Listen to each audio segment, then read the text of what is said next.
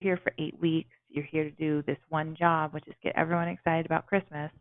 So we've really heightened that. And because that was so successful the last 2 years, we've started doing it for the whole property. So now everyone on property goes through not an orientation, but they go through like a polar hype, meeting where we focus on guest service and just, hey, next 8 weeks are going to be very busy, but they're very exciting, and we want you to keep your energy up. And so we've done that the last year with the whole property. Makes sense. And do you recruit all of the 100 people there? Yes. Okay, you do all of it, the screening, recruitment, Yes. interviews. And Okay. we've changed that process too. Before we were just doing normal interviews. Now we do auditions. So again, we're trying to change the person we hire, and so we want actors now. We want these program performers. Okay. Before we were trying to get just any butts in the seats. Okay, so you improved talent acquisition and the talent pool as well, right? Yes.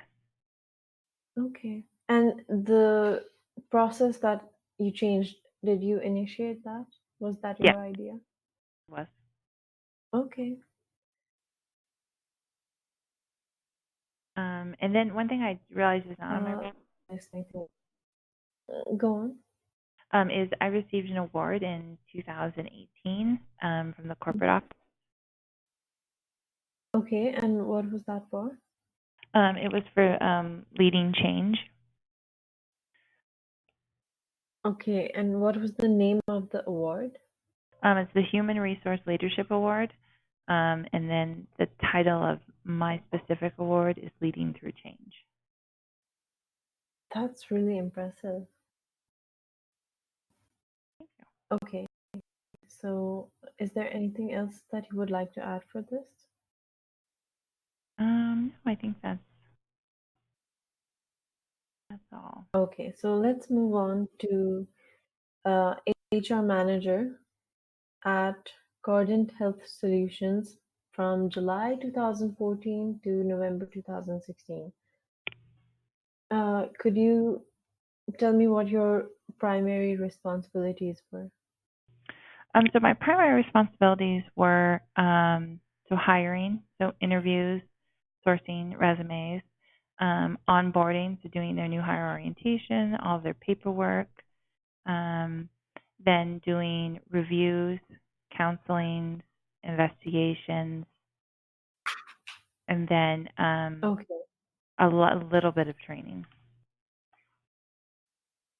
okay.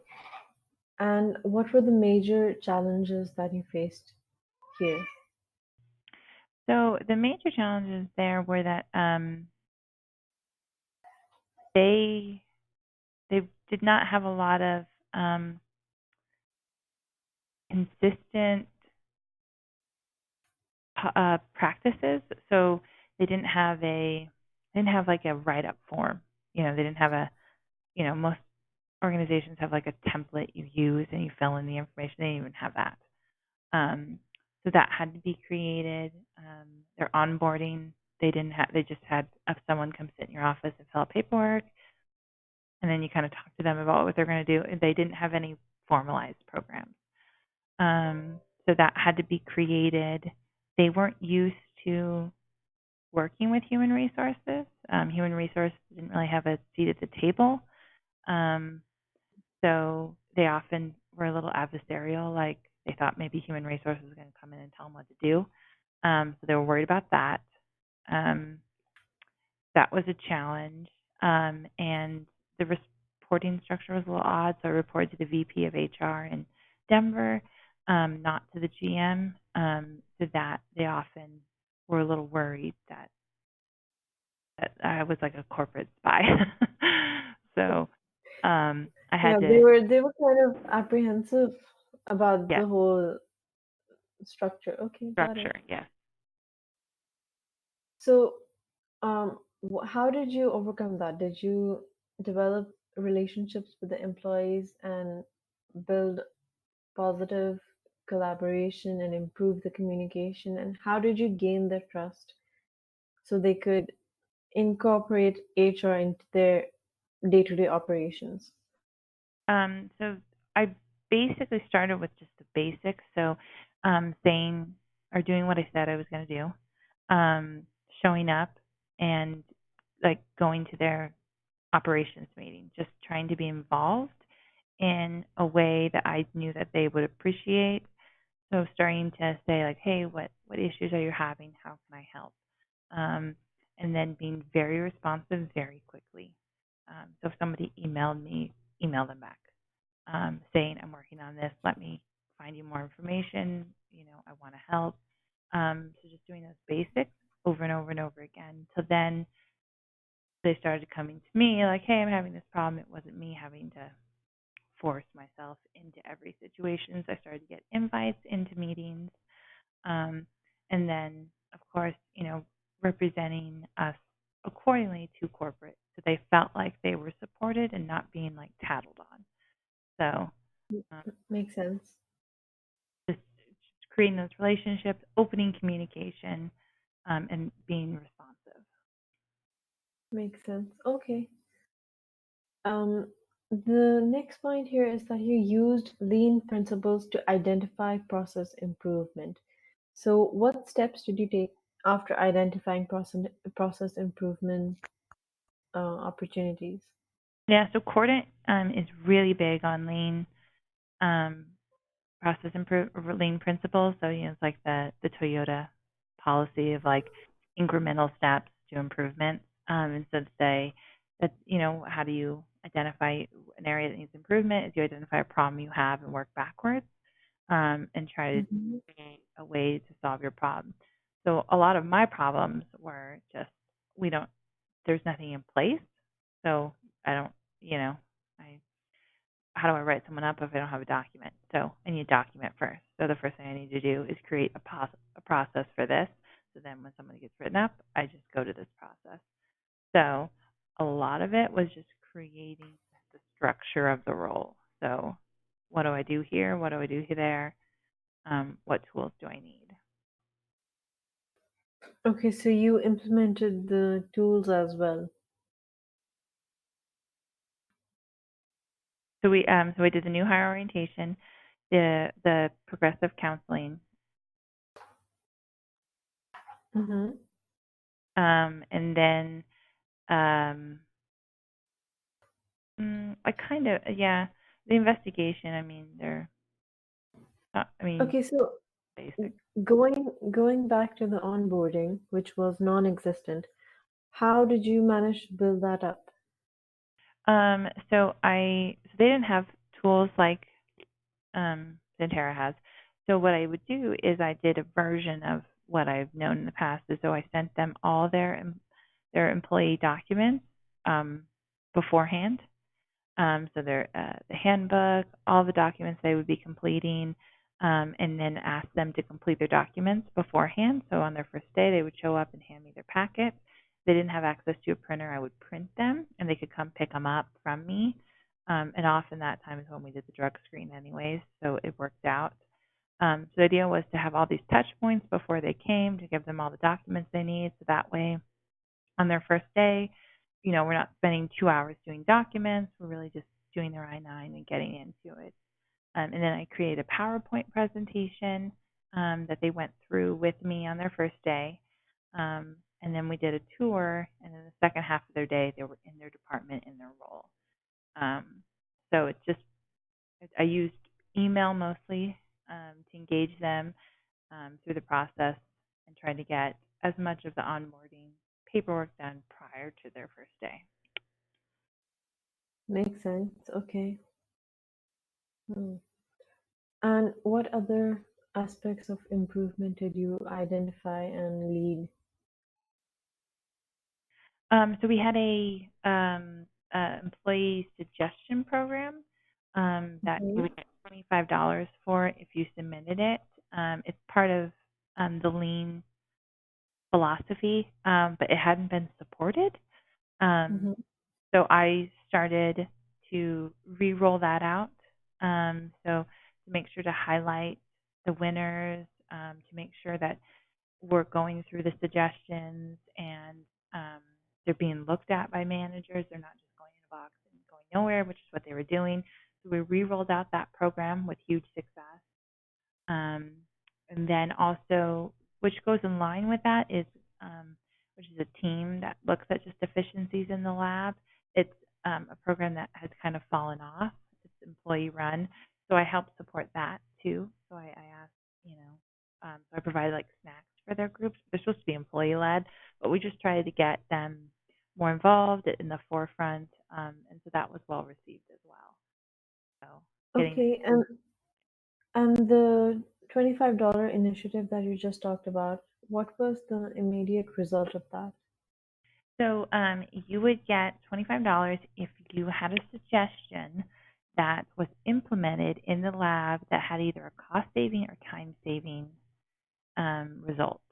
So you would only get the $25 if you came up with an idea that we could use and that you implemented. You had to be involved in the implementation, and then that had some sort of measurable result. And a lot of times for us, because we process specimens, it was time saving. So you came up with a way for us to save, let's say, 10 seconds on processing a sample. We processed 15,000 samples, so it's a big, in the end, it's a big time saver. So it was things like that, or if we could eliminate, um, you know, some item we purchased, or update our software, whatever the improvement was. It didn't have to be large, but just it had to have some return on investment, essentially. And did any suggestions result in cost savings? Yes. We probably had 20 in a year. It was a well received program. I'm sorry, 20 what? 20 suggestions. Okay, and do you have any figures for how much cost was saved or No, but I reduced could or I could maintained? try to come up with a number. Okay, that would be great. I'll leave it blank and you can add it. You can use if you like. Okay. Okay. The next bullet here is that you managed and resolved complex employee relationship issues and conducted thorough, objective investigations. So again, what other workforce improve? Okay, no, let's leave this one. Did you introduce any initiatives to improve employee learning? Yes. So we created a training calendar. Um, Mm-hmm. so it was a little bit more systematic. So sexual harassment was scheduled. Supervisor training. We were created a workers' comp training because we had no one seemed to really understand the process. Um, and And then was this your idea? yes. Okay. And then we rolled out an employee book club. Okay, and what impact did that have? So for our managers, they really enjoyed interacting with other team members. And then for our concession planning, it allowed us to identify individuals that we didn't currently have roles for, but we wanted to keep them engaged. So we would invite them to join leadership training, or we'd invite them to join um, the book club as a way to keep them engaged. Makes sense. Okay. What were some of the complex employee issues that you faced? Employee relationship issues. Oh, I totally forgot about this program. I don't think it's on my maybe it's on my resume. But we rolled out a ambassador program. Mm-hmm. New hires. So they new hires were paired with an ambassador to help them over their first day, week, 30 days, 60 days, 90 days. And it was a formal program where the ambassador had like a workbook for each employee, and it had like questions to ask at the first day, at the first week, 30 days, 60, and 90 days. So we were realizing that employees were either made their decision in the first 90 days, so we were trying to keep them engaged and get their questions answered, and really try to lengthen that tenure with us. So by rolling out the ambassador program. Okay, so was this kind of an on-the-job training or in Yes. induction training? Um, it's not so much training. It was mostly just like, do you have the resources you need? Do you know your team? Do you have any questions that you need answered? The person was really just supposed to help them acclimate to their role, and then if they had questions, they weren't trainers. They would go back to their lead and say, "Hey, they're still struggling in this part. You may want to review that." Um, Makes and sense. yeah, and it was other ways to like, hey, have you made any friends? Do you want to go to lunch? Like, and try to get them to tie in socially to the group as well. Mhm. Okay, so obviously this helped the new hires learn the skills and the job better and quicker. And what other impacts did this program have? We saw a reduction in turnover the first 90 days. Do you have a number for that? No, but I could get one. Okay, that would be great. That's a great point. Okay, so you also reduced turnover, increased employee engagement, and standardized the process. Okay. So then that you provided day-to-day performance management guidance to C-level management. Is that correct? So how Yes. did you optimize performance management for senior leadership? So so senior leadership didn't have any. We had performance reviews for hourly, but we didn't have a program for our salaried employees, so like our managers and um, the scientific director and that sort of thing. So Hmm. with corporate, we rolled out a program for that. So they had a way to be reviewed and coached and appreciated. Okay, and what did you initially identify from this program? Was senior management lackluster? Were they lagging in some aspects? Yeah, they were a little upset that they didn't get. They felt like they needed more feedback. They Hmm. felt like they didn't get the feedback they needed, and they wanted a more formal conversation around performance. Um, Okay. and they part of their duties was providing that to the hourly employees, and so they wanted that as well. They wanted that feedback. So did this help improve senior management performance as well? Yeah, I think it helped. I think It it helped. helped with management practice in general. Hmm. Okay. I'd agree with that. Okay, great. The next bullet is that you identified training needs and created training programs for business units and individual coaching needs.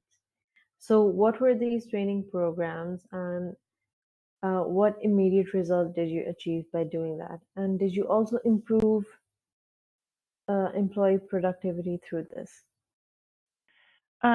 So employee productivity, we saw an impact on that with the employee suggestion program.